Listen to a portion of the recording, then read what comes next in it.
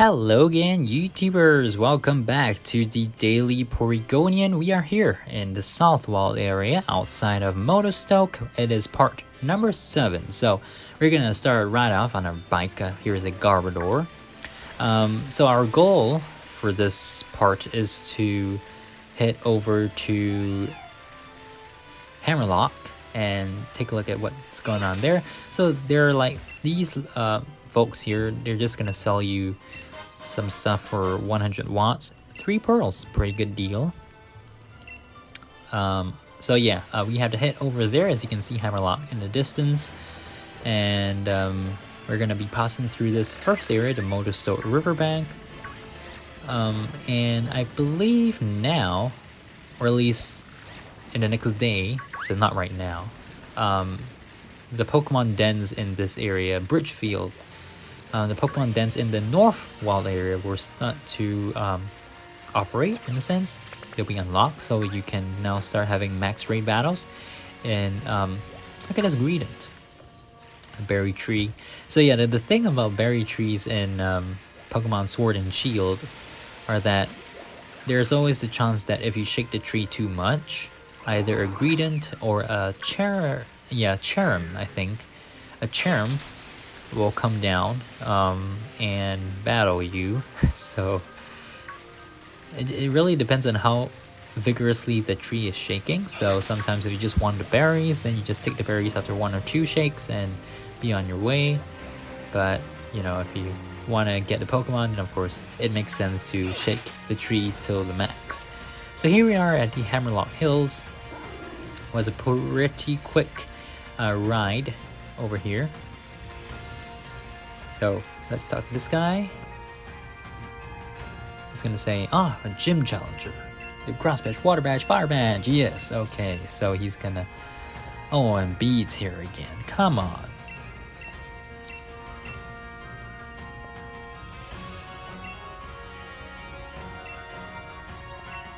You know, the funny thing is, the problem with this idea of having to have the badges to go in, I mean, there is a flaw in my argument as well, by the way. But basically what I was thinking, if you were not a gym challenger, I mean, it's kind of weird to have this area blocked off from you in a sense, right? But then again, of course, maybe you could just say, I'm not a gym challenger, so you get to go through. But then why the... I mean, maybe it's just really because they want you to follow the progression of the story, but yeah, oh well. Just some random thoughts, how they blocked off this entire area. But anyway, Chairman Rose is here. He's going to tell us to go into the Hammerlocke Castle, so that is what we are going to do. Or, I mean, we don't have a choice of whether we can. Oh, we do. Okay, let's go right in.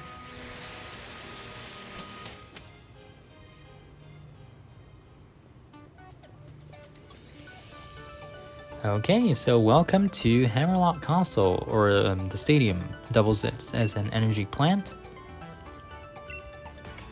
So basically, there's some graphic that we're just gonna skip, but this whole energy plant thing kind of ties into the rest of the story. So yeah, he tells us to head over to Route 6, but before that, Mr. Ball Guy is here. Let's talk to him and get a level ball. Okay. So another apricorn ball, really great. And now we can head out. So this is the final gym, the 8th gym, so we'll be back eventually. But now I have my sights set on Stow-on-Side, so we'll see if we can finish the entire gym battle before the end of this video. Leon's blocking our way, talking to us about Hop, and yeah, okay, so he has to meet Oleana as well, and he's going the wrong way because he's obviously going the other way. Okay, so a Hammerlocke is huge in the sense that there's a lot of skill to it, but really not a lot that you can actually do. Like, you can't go into that giant castle aside from the energy plant, the gym, and that main hallway that you saw just now. Okay, so here we have a clothes shop, a barber shop, and a cafe. So those are there. Super repel, and over here, at this corner, we have 2 hyper potions. Okay, so let's head west over here. We have a muscle band. I'm gonna go down here. I can't remember if there's something. No, this guy just teaches us the ultimate elemental moves. So if you need that, he's always there. Let's talk to the 8th gym leader, Raihan. So he's gonna. This is the part of the game, another part of the game where we have to sit through the story. Essentially, this is the. I don't remember what this is called, but basically, yeah. So we get Raihan's lead card. Oh, okay, the Hammerlocke Vault. That's what it's called. So going up here, pushing the door open, and then going up. At this corner, you have TM29 Charm. Okay. And yeah, that's about it. So let's go in. And Sonia is here. So she's gonna tell us about the history of through the tapestries.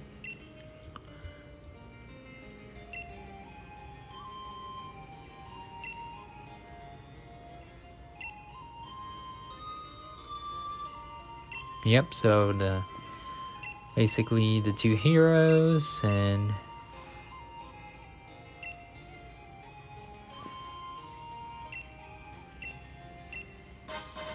two revives. That's nice. Okay, so that's the vault. Now we're gonna head down over to Route 6. You know, I really wish they had made more parts of this castle like accessible, because it is really a very epic locale for a Pokemon game. Fortunately, they did not. So, but it's okay. There's always going to be more new content in the DLCs, the Isle of Armor, and the Crown Tundra. Okay, so we have to head on to Stow-on-Side. Let's see, no feathers here, so we do have an encounter with Team Yao and this Silly Cobra.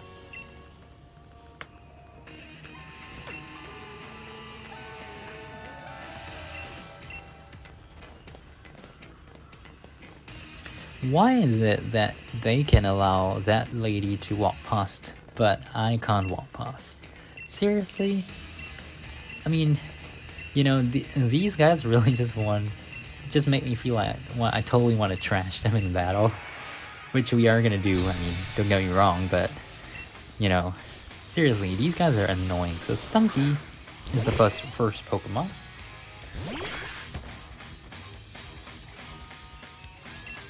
He has 2 Pokemon. Stunky is actually faster than us, surprisingly. Either that or Faint is a priority move. So maybe that's why. Oh yes, and as I kind of said in the previous video, I was gonna put those fire Pokemon into the box, so I totally forgot to do that. We had to do it after this battle, which ends now. So okay, Team Yell Grunt is down.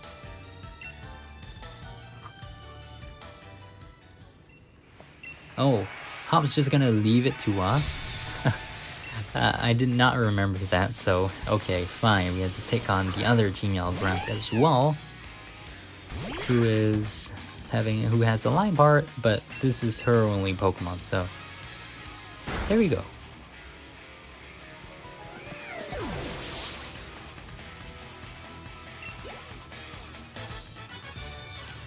Yay, okay.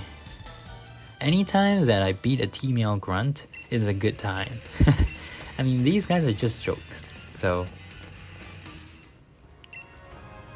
I actually do prefer having an evil team.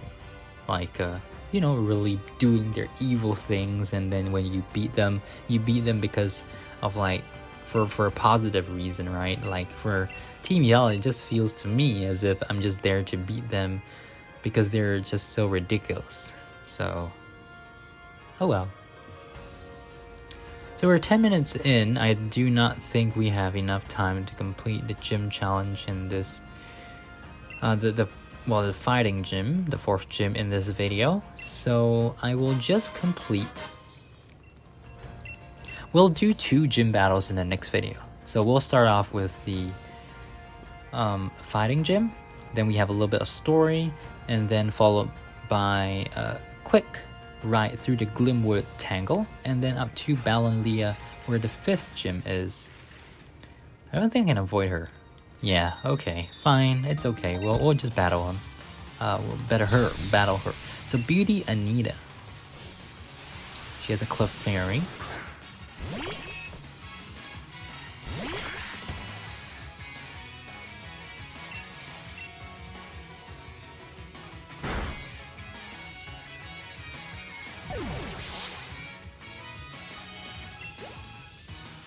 And she has a Clefable.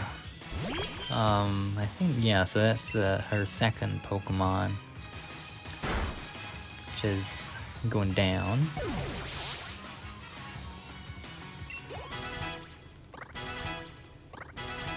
Yeah, so these level ups do take a couple more seconds. So, oh, come on. So we have a Wild Helioptile. I'm gonna get off the bike because it puts us at a way greater risk of encountering Pokemon in. Okay, I'm gonna go up here, go up this ladder, and actually I'm gonna put the fire Pokemon in my bag.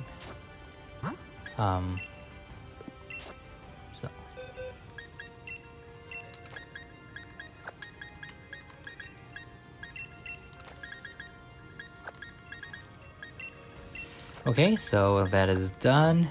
Now we have one thing to do here on, well, in this area.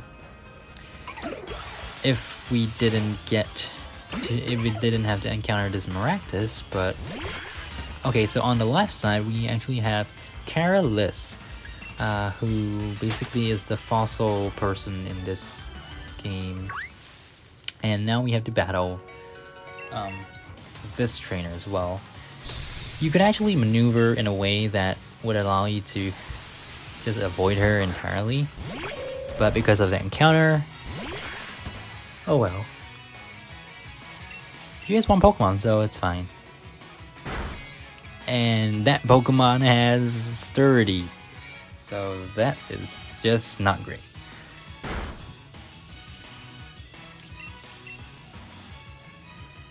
Okay, so we're done with that. Backpacker Diane. Okay, and then we can go up here. As you saw, there is that little Pokeball item there.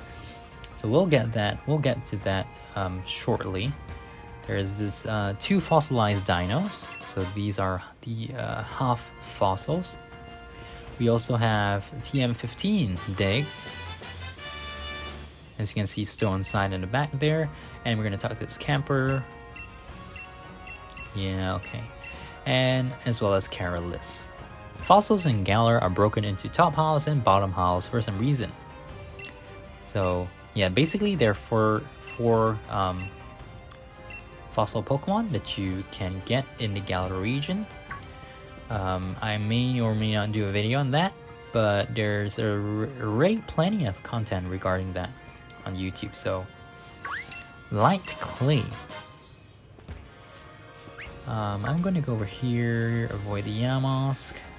I'm going to skip the little area on the left, on the right, excuse me.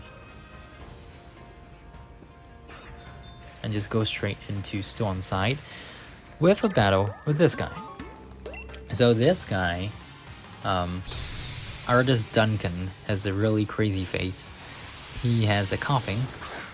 So, yeah.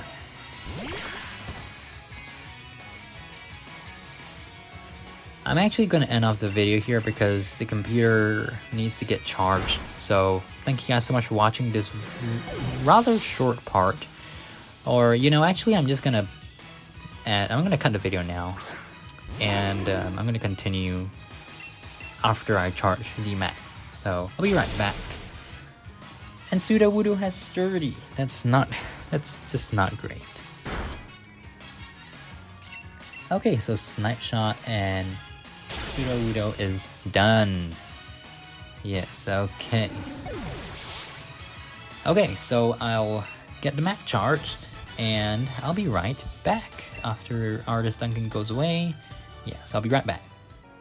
Okay, so I managed to charge up the MacBook and now we are back. So we're going to continue here into Stow-on-Side. We have this giant Diglett memorial sort of thing. These are carvings of the Pokemon Diglett. Okay. So then we're going to head up to Stow-on-Side and we're going to be stopped. Or not. So we just get to move on. Over here we have this Dust Stone. There are quite a few items to pick up around Stow-on-Side. So first up, I'm going to go into the Pokemon Center and I'm going to talk to this guy over here. He's going to give us 2 fossilized birds. So, yep. He's going to tell us about the Digging Duo, which is also another alternative if you want to get fossils. You can pick them up from the Dusty Bowl, they sometimes spawn there, or from the Digging Duo, which you can pay 500 watts each round to, you know, get the fossils. I mean, it's random, of course. You may or may not get them. So in this, it is mentioned here, you may be able to see a rare Pokemon at your station now. This is something that we're going to do at the very end of our playthrough because it leads nicely into our Isle of Armor coverage, right? So we'll be covering it on the very first day it comes out, so do stay tuned for that. Over here, this guy is a market seller. He's gonna sell us some random item each day. Today we have a cracked pot, which is required for evolving Sinistea into Poltegeist. Okay, so this guy is gonna buy some stuff at higher prices. I'm just gonna quickly look around because I'm pretty sure we can get something.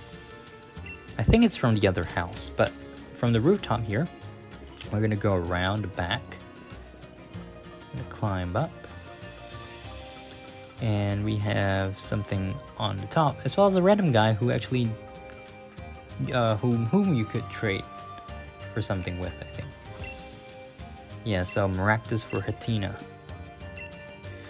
Okay, we don't need that right now, so we'll just get a metal coat over here, and this TM74 Veno Shop. So yeah, and we also have those terrace fields for farming over here, but this area has more of a desert-like climate, so it doesn't look as awesome, in my opinion, as Turffield. So anyways, you may or may not have noticed 2 special attacks over here. You may or may not have noticed Hop over here. So he's gonna tell us some random stuff, blah blah blah,